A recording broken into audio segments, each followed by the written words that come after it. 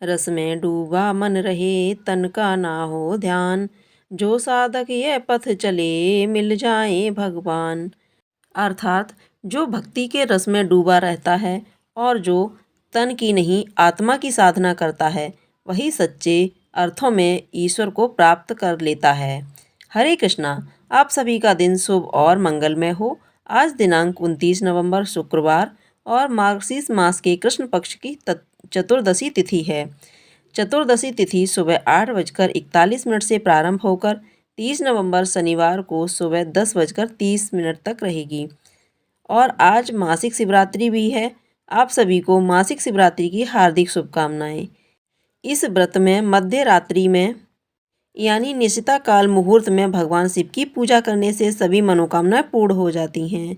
तो आज के इस पावन अवसर पर पहले सुनिए मासिक शिवरात्रि की कथा और उसके बाद आज का मातम्य आप सुनेंगे। एक पौराणिक कथा के अनुसार चित्रभानु नाम का एक शिकारी था। जानवरों की हत्या करके वह अपने परिवार को पालता था। वह एक साहूकार का कर्जदार था, लेकिन उसका ऋण समय पर न चुका सका। क्रोधित साहूकार ने शिकारी को शिव मठ में बंदी बना दिया। संयोग से उस दिन शिवरात्रि थी।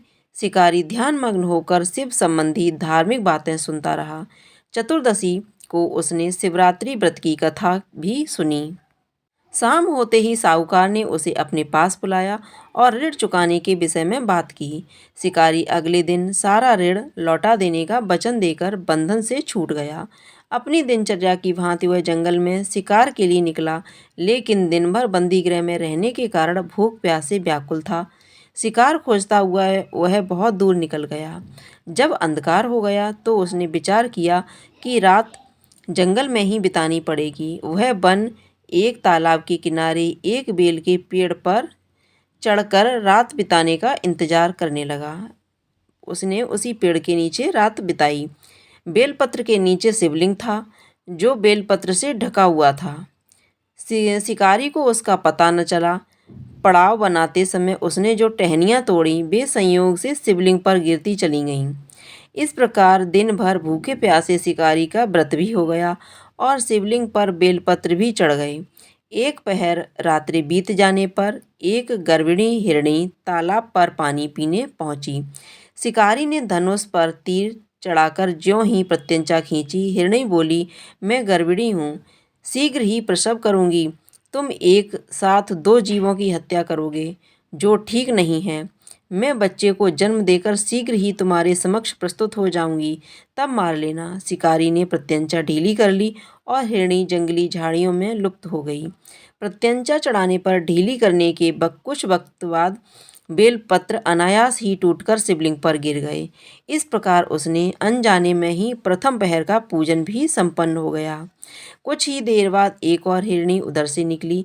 शिकारी की प्रसन्नता का ठिकाना न रहा। समीप आने पर उसने धनुष पर बाण चढ़ाया। तब उसे देख हिरणी ने विनम्रतापूर्वक निवेदन किया, हे शिकारी, मैं थोड़ी देर पहले ऋतु से निवृत्त हुई हूँ, कामातुर विरहिणी हूँ, अपने प्रिय की खोज में भटक रही हूँ। मैं अपने पति से मिलकर शीघ्र ही तुम्हारे पास आ जाऊंगी। शिकारी ने उसे भी जाने दिया।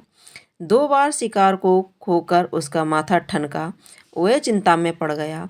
रात्रि का आखिरी पहर बीत रहा था। इस बार भी धनुष से लगकर कुछ बेलपत्र शिवलिंग पर जा गिरे तथा दूसरे पहर की पूजन भी संपन्न हो गई। तभी एक अन्य हिरणी अपने बच्चे के साथ उधर से निकली। शिकारी के लिए यह स्वर्णिम अवसर था। उसने धनुष पर तीर चढ़ाने में देर न लगाई। वह तीर छोड़ने ही वाला था कि हिरणी बोली, हे शिकारी, मैं इन बच्चों को इनके पिता के हवाले करके लौट आऊंगी, इस समय मुझे मत मारो। शिकारी हंसा और बोला, सामने आए शिकार को छोड़ दूं? मैं ऐसा मूर्ख नहीं। इससे पहले मैं 2 बार अपना शिकार खो चुका हूँ। मेरे बच्चे भूख प्यासे व्याकुल हो रहे होंगे। उत्तर में हिरणी ने फिर कहा, जैसे तुम्हें अपने बच्चों की ममता सता रही है, ठीक वैसे ही मुझे भी। हे शिकारी, मेरा विश्वास करो, मैं इन्हें इनके पिता के पास छोड़कर तुरंत लौटने की प्रतिज्ञा करती हूँ। हिरणी का दुख भरा स्वर सुनकर शिकारी को उस पर दया आ गई। उसने उस मृगी को भी जाने दिया।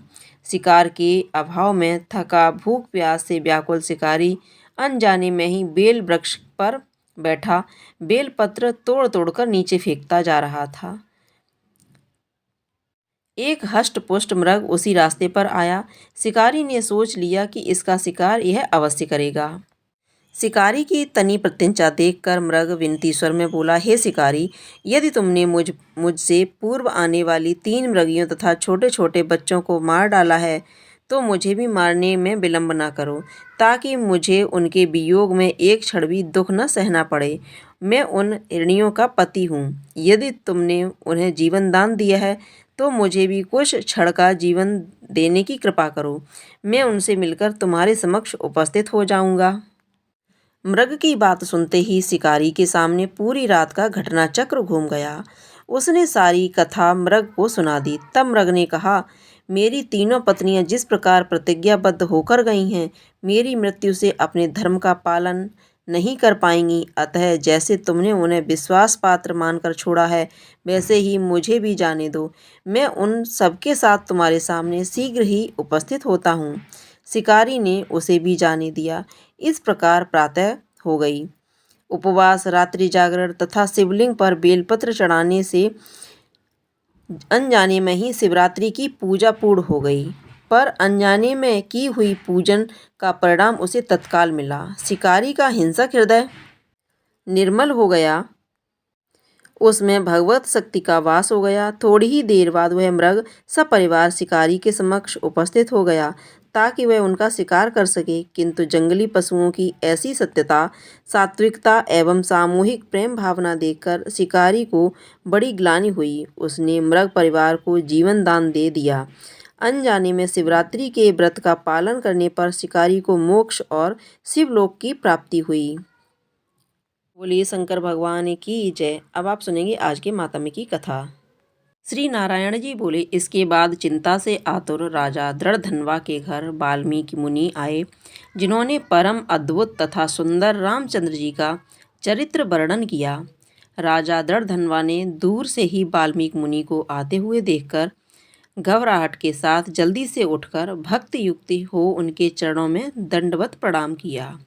भली भांति पूजा कर उत्तम आसन पर ऋषि को बैठाकर उनके चरणों को गोद में लेकर दोनों हाथों से धोया और उस पर चरणोदक को बड़े हर्ष के साथ सिर से धारण कर सुख पक्षी की बात स्मरण करता हुआ राजा दृढ़धन्वा ने मधुर वचन से यूँ कहा।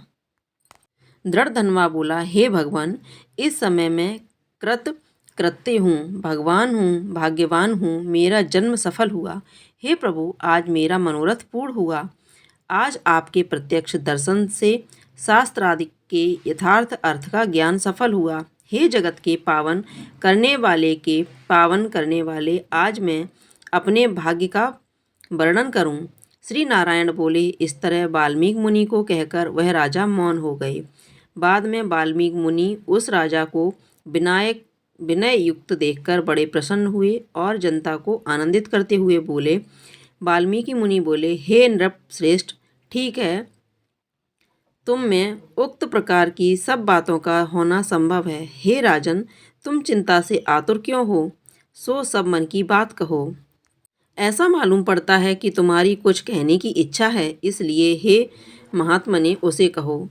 राजा दृढ़धन्वा बोला, आपके चरण कमल की कृपा से हमेशा सुख है, परंतु हे विद्वान, हमारे हृदय में एक बड़ा संदेह है। वन में होने वाले सुख पक्षी के मुख से निकले हुए बाण के समान उस वचन को दूर करें। किसी समय में मैं शिकार खेलने के लिए गहन वन में निकल गया। वहाँ भ्रमण करता हुआ एक तालाब देखा, उसका जल पिया। बाद में थकावट दूर करने के लिए एक बड़े वट वृक्ष के नीचे बैठ गया। अत्यंत घनी तथा सुंदर छाया वाले और मन एवं नेत्र को आनंद देने वाले उस वृक्ष पर बैठे हुए एक सुंदर सुख पक्षी को देखा।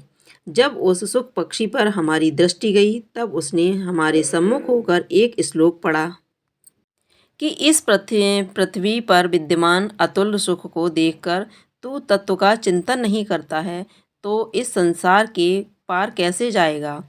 मैं इस प्रकार सुख पक्षी के वचन को सुनकर विस्मित हो गया। हे ब्राह्मण, मैं नहीं जानता कि उस सुख पक्षी ने क्या कहा। इस हमारे हृदय के संदेह को आप दूर करने के योग्य हैं। हमारा राज्य सुख तथा सुंदर 4 पुत्र, सुंदर पतिव्रता स्त्री, हाथी घोड़ा रथ सेना। हे ब्राह्मण, ये सब अतुल समृद्धि इस समय हमें किस पुण्य से प्राप्त हैं? यह सब विचार कर संक्षेप में कहने के आप योग्य हैं। राजा दृढ़धनवा के वचन को वाल्मीकि मुनि सुनकर प्राणायाम कर एक मुहूर्त तक ध्यान में मग्न हो हाथ में रखे हुए आंवला के फल के समान विश्वास संसार के भूत भविष्य और जो वर्तमान विषय है उसको हृदय में समाधि के बल से जानकर और निश्चय कर राजा से बोले। वाल्मीकि मुनि बोले, हे राजाओं, मैं श्रेष्ठ अपने पूर्व जन्म का चरित्र तुम सुनो। हे राजेंद्र, पूर्व जन्म में आप द्रविड़ देश के ताम्रपर्णी नदी के किनारे वास करने वाले सुदेव नामक ब्राह्मण थे। धार्मिक सत्यवादी, जो मिल जाए उतने में ही संतोष करने वाले, वेदाध्ययन में संपन्न, विष्णु भक्ति में परायण रहा करते थे। आपने अग्निहोत्र आदि यज्ञों के द्वारा भगवान हरि को प्रसन्न किया। इस प्रकार रहते हुए तुम्हारी गुणवती स्त्री थी। वह गौतम ऋषि की सुंदर कन्या गौतमी नाम से प्रसिद्ध शंकर की सेवा में तत्पर पार्वती के समान तुम्हारी प्रेम से सेवा करती थी। गृहस्थ आश्रम धर्म में धर्म पूर्वक वास करते हुए समय बीत गया, परंतु तुम्हें कोई संतान नहीं हुई। एक दिन अपने स्त्री से सेवित आसन पर बैठा हुआ दुखित ब्राह्मण गदगद स्वर से बोला, सुंदरी, संसार में पुत्र से बढ़कर दूसरा सुख नहीं है और तप दान से उत्पन्न पुण्य दूसरे लोक में सुख देने वाला होता है। शुद्ध वंश में होने वाली संतान इस लोक में तथा परलोक में कल्याण करने वाली होती है। उस श्रेष्ठ पुत्र के न मिलने से मेरा जीवन निष्फल है। न तो मैंने पुत्र को प्यार किया और न वेद पढ़ने के लिए सोने से जगाया, न तो उसका विवाह किया, इसलिए मेरा जन्म व्यर्थ में चला गया।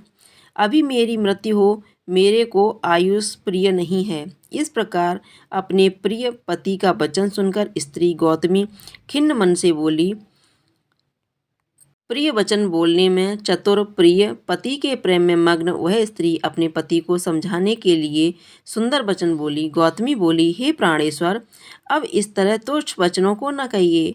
आपके समान भगवत भक्त विद्वान लोग मोह को प्राप्त नहीं होते हैं। हे विभो, आप सत्य धर्म में तत्पर रहने वाले हो। आपने स्वर्ग को जीत लिया है। हे सुव्रत अर्थात हे सुंदर व्रत करने वाले, आप जैसे ज्ञानी को पुत्रों से सुख की प्राप्ति कैसी, अर्थात ज्ञानी पुरुष पुत्रों से होने वाले सुख की इच्छा नहीं करते हैं। हे ब्राह्मण, पहले चित्रकेतु नामक राजा पुत्र शोक से संतप्त हुआ और तब नारद और अंगिरा ऋषि के आने पर पुत्र शोक से मुक्त हो संसार से उद्धार को प्राप्त हुआ। इसी प्रकार राजा अंगवेन नामक दुष्ट पुत्र के कारण रात्रि के समय वन को चला गया। इसी तरह हे स्वामिन, आपको भी संतति दुख देने वाली होगी। फिर भी हे तपोधन, यदि आपको सतपुत्र की लालसा है तो प्रसन्नता से जगत के नाथ समस्त अर्थों के दाता हरि भगवान की आराधना करें। हे ब्राह्मण, पहले सांख्याचार्य कर्मद ऋषि ने जिनकी आराधना कर पुत्र को प्राप्त किया, जो कि पुत्र योगिनियों में श्रेष्ठ कपिल देव नाम से प्रसिद्ध हुआ। ब्राह्मण श्रेष्ठ इस प्रकार अपनी धर्म पत्नी के वचन सुनकर तथा निश्चय कर उस अपनी गौतमी स्त्री के साथ ताम्रपाणी नदी के तट पर गया। वहां जाकर उस पवित्र तीर्थ में स्नान कर अत्यंत श्रेष्ठ तप करता भया 5-5 दिन के बाद सूखे पत्ते तथा जल का आहार करता था। इस प्रकार तप करते उस तपोनिधि सुदेव ब्राह्मण को 4000 वर्ष व्यतीत हो गए। हे ब्राह्मण, उसके इस तपस्या से तीनों लोग कांप उठे। भक्तवत्सल भगवान उस सुदेव ब्राह्मण की अत्यंत उग्र तपस्या को देखकर जल्दी से गरुड़ पर सवार होकर प्रकट हुए। श्री नारायण बोले, नवीन मेघ के समान जगत की रक्षा करने में समर्थ 4 भुजा वाले प्रसन्न मुख मुरारी को देखकर सुदेव शर्मा ब्राह्मण हर्ष के साथ मुकुंद भगवान को साष्टांग प्रणाम करता हुआ बोला। कृष्ण भगवान की जय। अब आप सुनेंगे कृष्ण चालीसा। बंसी शोभित कर मधुर नील जलद तन श्याम, अरुण अधर जनु विलंब फल, नयन कमल अभिराम। पूर्ण इंद्र अरविंद मुख, पीतांबर शुभ साज। जय मनमोहन मदन छवि, कृष्ण चंद्र महाराज। जय यदुनंदन जय जगबंदन, जय वसुदेव देवकी नंदन। जय यशोदासुत नंद दुलारे, जय प्रभु भक्तन के द्रगतारे। जय नटनागर नांग नथैया, कृष्ण कन्हैया धैनु चरैया। पुनि नख पर प्रभु गिरिवर धारो, आओ दीनन कष्ट निवारो। बंसी मधुर अधर धरि तेरी, होबे पूर्ण मनोरथ मेरी। आओ हरि पुण्य माखन चाख्यो, आज लाज भारत की राख्यो। गोल कपोल चिबुक अरुणारे, मृदु मुस्कान मोहिनी डारे। रंजित राजीव नयन विशाला, मोर मुकुट बैजंती माला। कुंडल श्रवण पीत पट आछे, कट किंकड़ी काछन काछे। नील जलद सुंदर तन सोहे, छवि लखि सुर नर मुनि मन मोहे। मस्तक तिलक अलक घुंघराले, आओ कृष्ण बांसुरी वाले। करि पय पान पुत नहीं तार्यो, अका बका कागा सुर मार्यो। मधुवन जलत अगिन जब ज्वाला, भय शीतल लिख तहि नंद लाला। सुरपति जब ब्रज चढ़ायो रिसाई, मसूर धार बारिश करवाई। लगत लगत ब्रज चहन बहायो, गोवर्धन नख धारे बचायो। लखिय सुधा मन भ्रम अधिकाई, मुख में 14 भुवन दिखाई। दुष्ट कंस अति ऊधम मचायो, कोटि कमल जब फूल मंगायो। नाथ काली कहीं जब तुम लीने, चरणय चिन्ह के निर्भय कीने। कर गोपियन संग रास बिलासा, सबकी पूरण करी अभिलाषा। केतिक महा असुर संघार्यो, कंसय केस पकड़ दे मार्यो। मात पिता की बंदी छुड़ाई, उग्रसेन कहाँ राज दिलाई। महिषे मृतक छयो सुत लायो, मात देव की शोक मिटायो। भौमासुर मुर दैत्य संहारी, लाए 10 सहस कुमारी। दैविन ही तृण चीर सहारा, जरा सिंधु राक्षस कहाँ मारा। असुर बकासुर आदिक मार्यो, भक्तन के तब कष्ट निवार्यो। दीन सुदामा के दुख टार्यो, तंदुल 3 मुख मुख डार्यो। प्रेम के साग विदुर घर मांगे, दुर्योधन की मेवा त्यागे। लखी प्रेम की महिमा भारी, ऐसे श्याम दीन हितकारी। भारत के पारथ रथ हाँ के लिए, चक्र कर नहीं बलता के। निज गीता के ज्ञान सुनाए, भक्तन हृदय सुधा बरसाए। मीरा थी ऐसी मत वाली, विष पी गई बजा कर ताली। राना भेजा सांप पिटारा, सालिग्राम बने बनवारी। निज माया तुम विविध दिखायो, और तय संशय सकल मिटायो। तब सत निंदा करी तत्काला, जीवन मुक्त भयो शिशुपाला। तभी द्रौपदी टेर लगाई, दीनानाथ लाज अब जाई। तुरतहि बसन बने नंद लाला, बड़े चीर भय और मुख काला।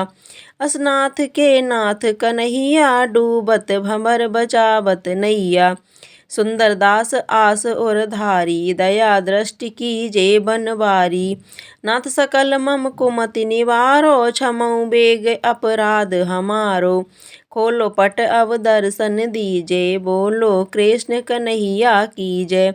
यह चालीसा कृष्ण का पाठ करे और धार, अष्ट सिद्धि नवनिधि फल लह पदारथ चार।